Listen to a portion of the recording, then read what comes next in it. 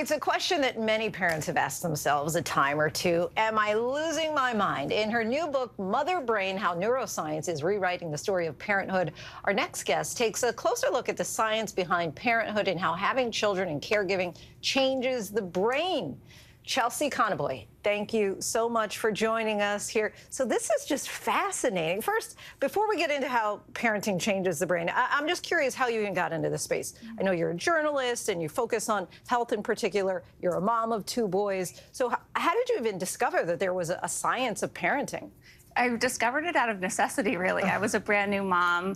My first son was born in 2015, and I was struggling. I was really overwhelmed with worry about my son's well-being, and not only that, but I was really worried about the worry. You know, I felt like it was crowding out these other things that I thought I would feel, like certainty and warmth, and I went looking for answers that could help me understand what I was going through. So how does the brain change?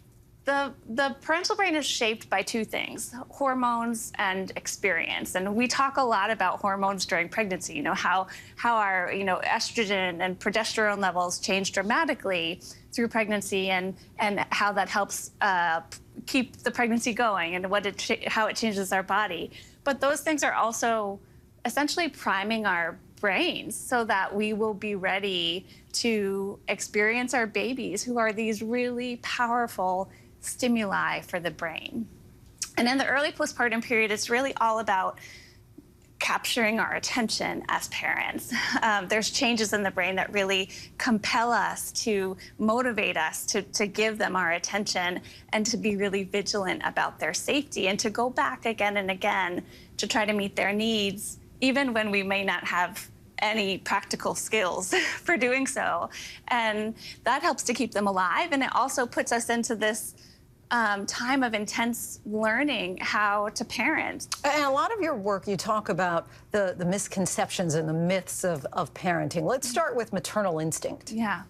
I write about maternal instinct as, this idea that the capacity for caregiving is automatic and innate and distinctly female, and also that it's grounded in science. And really none of those things are true. It's an idea that came from moral ideas of motherhood, and were sort of written into scientific theory at the end of the 19th century and early 20th century.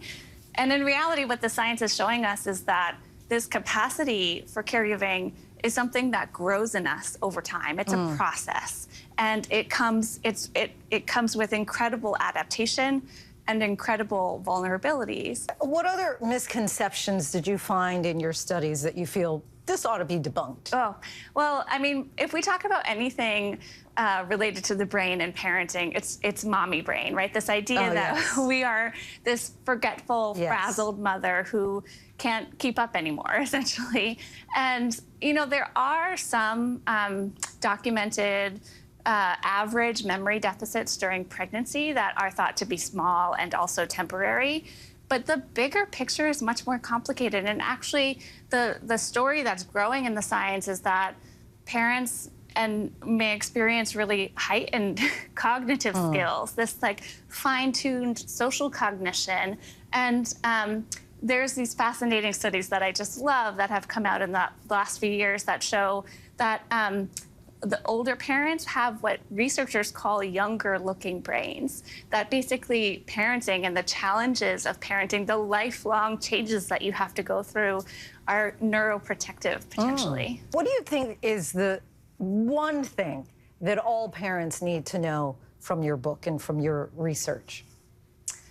That it is a process, that when our babies arrive, we're not really supposed to know what to do, that this is a learning experience, and it is deep and profound and changes us for the long haul, but that in that we need to give ourselves some grace and some patience to make mistakes and to struggle a little bit along the way. And it sounds like in writing this book, it was a little freeing for you personally. Absolutely, as a mom. Yeah. It really helped me to kind of peel back the layers of what I believed a good parent, a good mother was, and see myself in this sort of truer story about growth.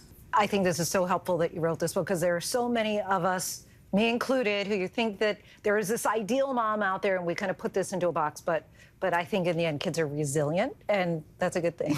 And actually, parents are too, right? There's lots of different ways it can go in order for this to be a healthy relationship, and that the science really validates that. Chelsea Conaboy, we thank you so much, and we want to let our viewers know Mother Brain is now available wherever books are sold. Hi, everyone. George Stephanopoulos here. Thanks for checking out the ABC News YouTube channel. If you'd like to get more videos, show highlights, and watch live event coverage, click on the right over here to subscribe to our channel. And don't forget to download the ABC News app for breaking news alerts. Thanks for watching.